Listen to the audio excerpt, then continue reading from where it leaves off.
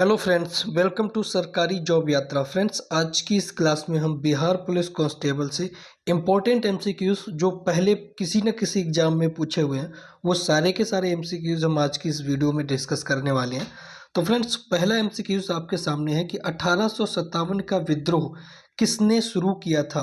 Friends, 1857 का विद्रोह British east India company के खिलाफ हुआ था और ये स्टार्टिंग कहाँ से हुई थी, तो इसकी स्टार्टिंग मेरठ से हुई थी। फ्रेंड्स, आपको बताना है कि ये किसने स्टार्ट किया था, तो इसका करेक्ट आंसर होगा सोल्जर्स ने, यानी कि सिपाहियों ने। और सिपाहियों में भी स्टार्ट किसने किया था, तो वो किया था मंगल पांडे ने।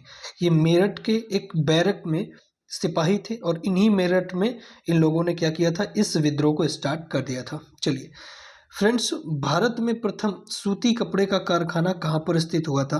सूती कपड़े का कारखाना फ्रेंड्स आपको बताना है कहाँ स्थित हुआ था, तो इसका सही जवाब होगा ऑप्शन नंबर ए, मुंबई में। फ्रेंड्स, मुंबई में सूती कपड़ों का पहले कारखाना स्थित किया गया था। निम्नलिखित में से वह शासक कौन था जिसने राज सिंहासन पर बैठने पर अपने पिता का बिंबिसार की हत्या कर दी थी। राज सिंहासन पर बैठने पर अपने पिताजी बिंबिसार की हत्या कर दी थी, वो बताना है फ्रेंड्स। इसका सही जवाब होगा अजात शत्रु। अजात शत्रु में कुर्सी पर बैठने के लिए अपने पिता बिंबिसार की हत्या कर दी और बिंबिसार की हत्या करने के बाद फ्रेंड्स ये कुर्सी पर बैठा था। अशोक ने तृतीय बौद्ध परिषद कहाँ पर बुलाई थी। तृतीय बौद्ध परिषद बोलो या फिर तृतीय बौद्ध संगीति बोलो, ये कहाँ पर बुलाई थी, तो फ्रेंड्स अशोक के समय में बौद्ध संगीति की गई थी। कहाँ पर, ऑप्शन नंबर ए, यानी कि पाटलिपुत्र में। तो पाटलिपुत्र में अशोक के शासनकाल में क्या किया गया था, बौद्ध संगीति की गई थी। भगवान गौतम बुद्ध की सबसे ऊंची प्रतिमा कहाँ पर स्थित है। दोस्तों, आपको बताना है कि भगवान गौतम बुद्ध की सबसे ऊंची स्टैचू कहाँ पर है, तो फ्रेंड्स इसका सही जवाब होगा बमियान पर। फ्रेंड्स, बमियान ये नेपाल में पड़ता है और यहाँ पर भगवान गौतम बुद्ध की सबसे ऊंची प्रतिमा स्थित है। और ये काफ़ी इंपॉर्टेंट प्रश्न है क्योंकि ये पिछली बार एग्जाम में पूछा गया है। फ्रेंड्स, नेक्स्ट क्वेश्चन देखिएगा, शेरशाह की महानता का, एक तरीके से ये मान लीजिए कि शहंशाह की माता के देवोत्तर क्या होता है। शेरशाह सूरी की महानता किस लिए जानी जाती है। ठीक है, चलिए, तो फ्रेंड्स इसका करेक्ट जवाब होगा प्रशासनिक सुधार के लिए। शेरशाह सूरी को हम प्रशासनिक सुधार के लिए जानते हैं और शेरशाह सूरी ने बिहार में बहुत ही अच्छे प्रशासनिक सुधार किए थे। बिहार की एक नई पहचान अगर किसी ने दी तो वो शेरशाह सूरी ने दी थी। रंजीत सिंह की राजनीतिक राजधानी लाहौर थी। किस नगर को इसकी धार्मिक राजधानी कहा जाता है। राजा रंजीत सिंह की धार्मिक राजधानी किसको कहा जाता है, तो फ्रेंड्स इसका सही जवाब होगा अमृतसर को। अमृतसर को राजा रंजीत सिंह की धार्मिक राजधानी के रूप में जाना जाता है। भारत में अंग्रेजों ने पहला किला कहाँ पर बनवाया था। ब्रिटिशर्स ने इंडिया पे पहला फोर्ट कहाँ पर बनवाया था, तो इसका सही जवाब होगा मद्रास किला। मद्रास में अंग्रेजों ने पहली बार किला बनवाया, इसको हम मद्रास के किला के नाम से जानते हैं। 1857 के विद्रोह के दौरान भारत का गवर्नर जनरल कौन था। फ्रेंड्स, आपको बताना है कि 1857 के रिवॉल्यूशन के टाइम पर, विद्रोह के समय पर गवर्नर जनरल इंडिया का कौन था, तो इसका सही जवाब होगा लॉर्ड कैनिंग, यानी कि ऑप्शन नंबर बी बिल्कुल करेक्ट होगा। लॉर्ड कैनिंग 1857 के विद्रोह के दौरान भारत के गवर्नर जनरल थे। कौन सा, यहाँ पर टर्मिनोलॉजी आपको बताना है कि कौन सी टर्मिनोलॉजी सही होगी। फ्रेंड्स, जम्मू और कश्मीर, ये जोजिला दर्रा है। जम्मू और कश्मीर जोजिला दर्रा, यानी कि जोजिला दर्रा कहाँ पर स्थित है, जम्मू कश्मीर। ये टर्मिनोलॉजी फ्रेंड्स बिल्कुल करेक्ट होगी। हिमाचल प्रदेश दंगल दर्रा, ये बिल्कुल गलत होगा। उत्तराखंड नाथुला दर्रा फ्रेंड्स सिक्किम में होगा। एक इसके बाद में है सिक्किम पे सिपला दर्रा। सिपला दर्रा फ्रेंड्स यहाँ पर हिमाचल प्रदेश में होगा। पहला क्वेश्चन आपका बिल्कुल करेक्ट होगा। जम्मू कश्मीर में है कौन सा दर्रा, जोजिला दर्रा। चलिए, मखरेला यानी कि लेटराइट मिट्टी को, मखरेला मिट्टी को ही हम लेटराइट मिट्टी के नाम से जानते हैं। का विकास का परिमाण क्या है। विकास का परिमाण इसका बताना है, कौन सी, लेटराइट मिट्टी का। तो फ्रेंड्स इसका सही जवाब होगा ऑप्शन नंबर 3 लिथरड, यानी कि लीचिंग। लीचिंग इसका परिणाम होगा। चलिए, सवाना की वृद्धि के लिए निम्नलिखित में से कौन सी दिशा आदर्श मानी जाती है? फ्रेंड्स, ये बहुत इंपॉर्टेंट प्रश्न है क्योंकि पिछली बार एग्जाम में ये पूछा गया था, इसलिए इस चीज़ को आप बिल्कुल ध्यान रखिएगा। तो इसका सही जवाब होगा लंबी शुष्क ऋतुएं तथा उपाद्र जलवायु। फ्रेंड्स, ये जलवायु से प्रश्न पूछा गया है, ऋतु परिवर्तन से प्रश्न है, फिजिक्स ज्योग्राफी से प्रश्न है, तो काफ़ी इंपॉर्टेंट हो जाता है। ध्यान रखना, ये पिछली बार पूछा भी गया था। सागर तल को धीरे धीरे कम हो जाता है और किसी महाद्वीप को घेर लेता है, क्या कहते हैं उसको? जब सागर तल जो धीरे धीरे कम हो जाता है, यानी कि सागर का जो तल है वो कम हो जाता है और किसी महाद्वीप को घेरने लगता है, तो उस क्रिया को हम क्या कहते हैं? ज्योग्राफी की भाषा में आपको बताना है। तो इसका फ्रेंड्स सही जवाब होगा महाद्वीपीय प्लेटफॉर्म। सही जवाब क्या होगा? महाद्वीपीय प्लेटफॉर्म। इसका सी बिल्कुल करेक्ट आंसर होगा। ध्यान रखना, ये पूछे हुए प्रश्न है। निम्नलिखित में से कौन सा गैर परंपरागत ऊर्जा स्रोत नहीं है? गैर परंपरागत ऊर्जा स्रोत कौन सा फ्रेंड्स नहीं, आपको बताना है। तो इसका सही जवाब होगा परमाणु ऊर्जा। परमाणु ऊर्जा गैर परंपरागत ऊर्जा स्रोत नहीं होता है। निम्नलिखित में से कौन से शहर भारत के पश्चिमी तट पर स्थित? फ्रेंड्स, आपको बताना है कि भारत के पश्चिमी तट पर स्थित कौन कौन से शहर हैं। तो इसका सही जवाब हो जाएगा कोझिकोड, गोवा और मुंबई। फ्रेंड्स, सी इसका बिल्कुल करेक्ट आंसर होगा। कोझिकोड, गोवा और मुंबई, ये तीनों बड़े शहर भारत के पश्चिमी तट पर स्थित हैं। ऑपरेशन फ्लड किससे संबंधित है? फ्रेंड्स, ऑपरेशन फ्लड की यहाँ पर बात की जा रही है, आपको बताना है कि ये किससे संबंधित है। तो ये संबंधित होगा दुग्ध उत्पादन से। ऑप्शन नंबर सी बिल्कुल करेक्ट होगा। दुग्ध का प्रोडक्शन तेजी से बढ़ाने के लिए एक ऑपरेशन फ्लड नाम की चीज लाई गई थी, जिसको हम श्वेत क्रांति के नाम से भी जानते हैं। दुग्ध की उत्पादकता को बढ़ाने के लिए एक ऑपरेशन चलाया गया था जिसका नाम था ऑपरेशन फ्लड। इसका सही जवाब होगा ऑप्शन नंबर सी, और काफ़ी इंपॉर्टेंट भी है। ध्यान रखना, ये बहुत सारे एग्जाम्स में पूछा भी गया है। भारत की सबसे महत्वपूर्ण यूरेनियम खान कहाँ पर स्थित है? भारत की एक ऐसी खान जहाँ से यूरेनियम निकलती है, फ्रेंड्स, जो बताना कि आपको कहाँ पर स्थित है। तो इसका सही जवाब होगा जादूगोड़ा। जादूगोड़ा में यूरेनियम की सबसे बड़ी खान है। ध्यान रखना, बहुत इंपॉर्टेंट प्रश्न भी है। भारत का जीव मंडल रिजर्व नंद देवी किस राज्य पर स्थित है? नंद देवी जीव मंडल रिजर्व कहाँ पर स्थित है? फ्रेंड्स, बहुत ही इंपॉर्टेंट है और सही जवाब इसका होगा उत्तराखंड, यूके में, यानी कि उत्तराखंड में नंदा देवी पर्वत श्रृंखला जो है ना, उसी पर्वत श्रृंखला में जीव मंडल रिजर्व नंद देवी राज्य भी स्थित है। किस राज्य पर है? उत्तराखंड। ध्यान रखना, ये बहुत इंपॉर्टेंट प्रश्न भी है। मानव का द्वीप आयरलैंड ऑफ मैन कहाँ पर है? जिसको हम कहते हैं आयरलैंड ऑफ मैन, यानी कि मानव का द्वीप, ये कहाँ पर स्थित है? फ्रेंड्स, बहुत इंपॉर्टेंट प्रश्न है और ये काफ़ी एग्जाम्स में भारत पे पूछा भी गया है, इसलिए ध्यान में रखना। इसका सही जवाब होगा ऑप्शन नंबर ए। उत्तरी आयरलैंड और इंग्लैंड के बीच में ये द्वीप स्थित है। इस द्वीप को हम कहते हैं आइसलैंड ऑफ मैन, यानी कि मानव का द्वीप। पृथ्वी की किस अक्षांश रेखा पर सबसे लंबे समय सूर्य प्रकाश 24 घंटे उपलब्ध रहता है?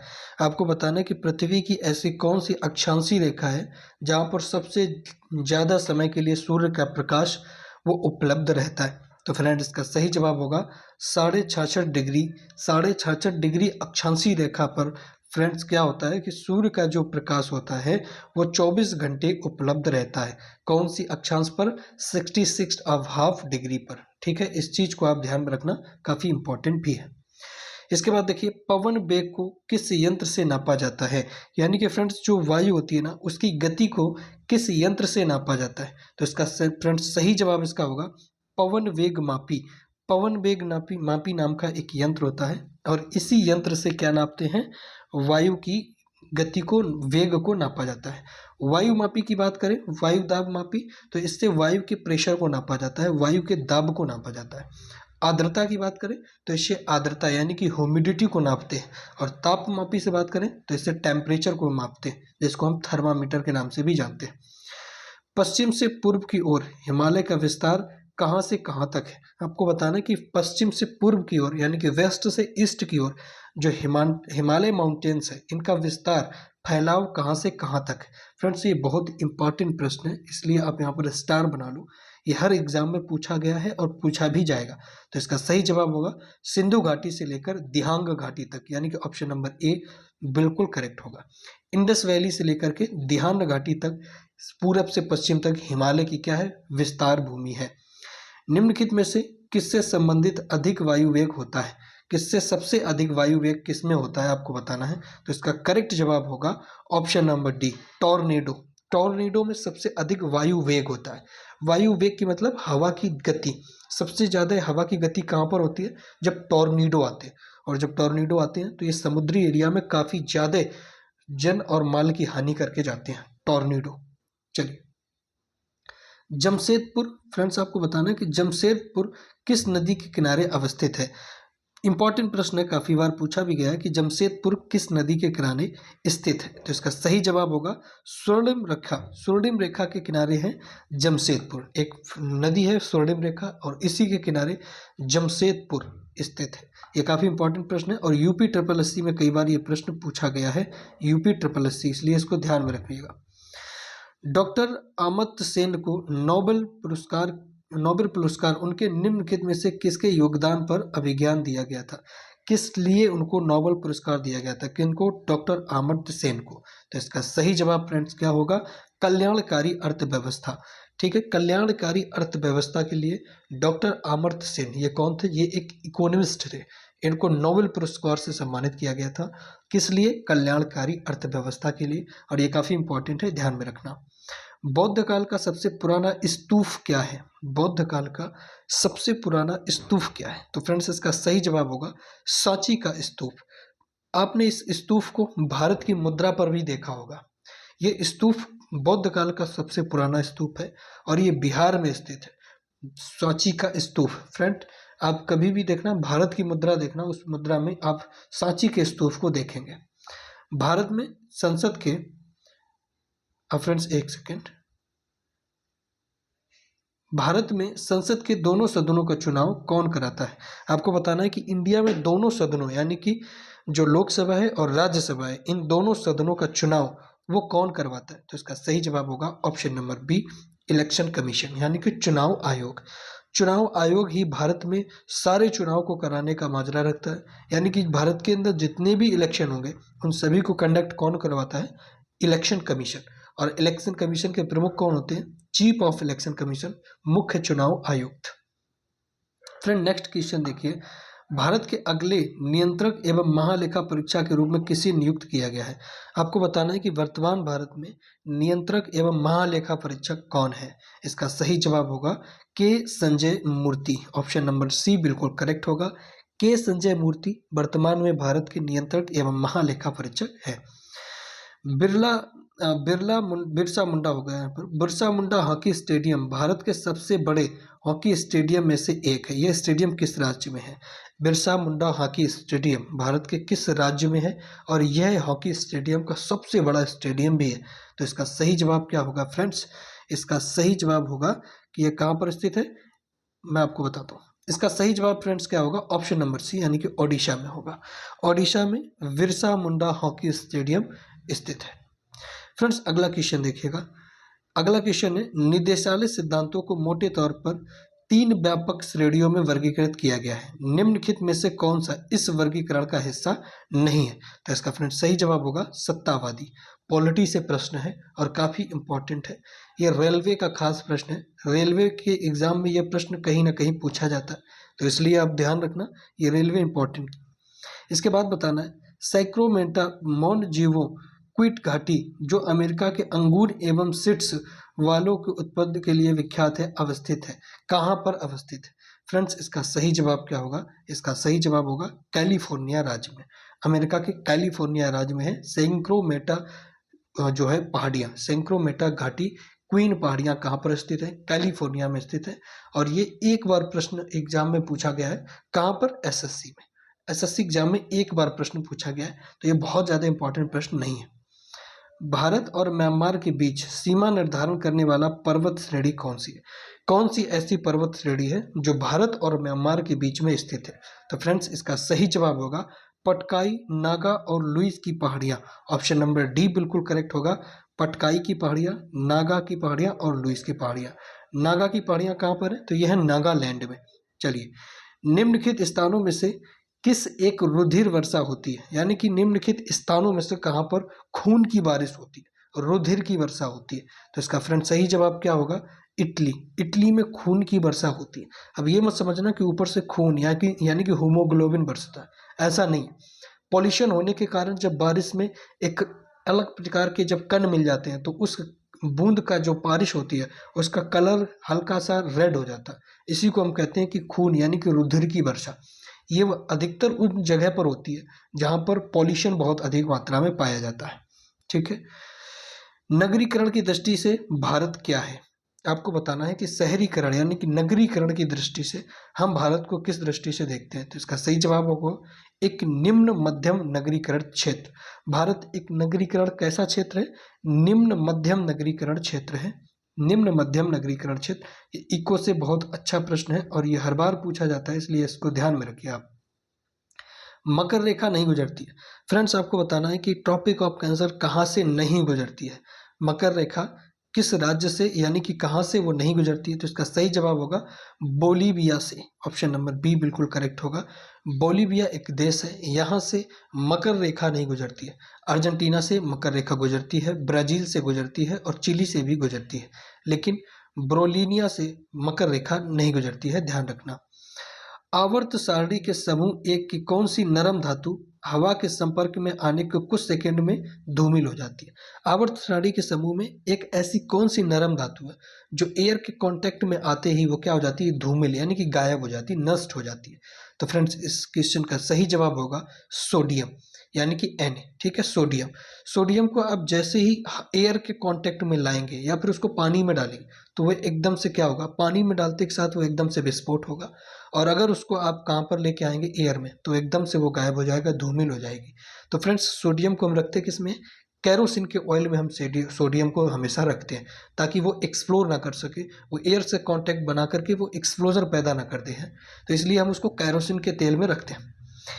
किस देश के वैज्ञानिकों ने अंतरिक्ष में लकड़ी का परीक्षण करने के लिए दुनिया का पहला लकड़ी का उपग्रह प्रक्षेपित किया है? किस देश के वैज्ञानिकों ने दुनिया का पहला एक ऐसा उपग्रह भेजा है जो सिर्फ वुड का बना हुआ है यानी कि लकड़ियों का बना हुआ है? तो फ्रेंड्स इसका सही जवाब क्या होगा? जापान। जापानीज लोगों ने एक ऐसा उपग्रह बनाया है, एक ऐसी सैटेलाइट बनाई है जिसको हम प्योर लकड़ी से बनी हुई सैटेलाइट है। और ये कहाँ पर सैटेलाइट, जैसे सारी सैटेलाइट्स ऊपर जो स्पेस है वहाँ पर मूव आउट करते हैं, वैसे ही ये भी वहाँ पर मूव आउट करती है। ठीक है, तो ये किसने भेजी है? ये भेजी है जापान ने। भारतीय कपड़ों का आयात देश कौन सा है? भारतीय कपड़ों का आयात देश कौन सा है? फ्रेंड्स इसका सही जवाब होगा संयुक्त राज्य अमेरिका। कपड़े के लिए आयात राज्य कौन सा होगा? देश कौन सा होगा? तो वो है संयुक्त राज्य अमेरिका यानी कि यूएसए। फ्रेंड्स राजाओं की घाटी स्थित है, कहाँ पर स्थित है? राजाओं की घाटी। हम राजाओं की घाटी के नाम से किसको जानते हैं? मिस्र को नाम जानते हैं राजाओं की घाटी के नाम से। और मिस्र में ही क्या होंगे? पिरामिड्स। इन्हीं पिरामिड्स की वजह से हम राजाओं के घाटी के नाम से किसको जानते हैं? मिस्र को जानते हैं। बिहार के राजगीर हॉकी स्टेडियम में हॉकी में महिला एशियाई चैंपियंस हॉकी किस देश ने जीती? फ्रेंड्स आपको सही जवाब इसका बताना है कि बिहार के स्थित जो हॉकी स्टेडियम है ना, उस पे एशियाई चैंपियंस हॉकी किस देश ने जीती थी?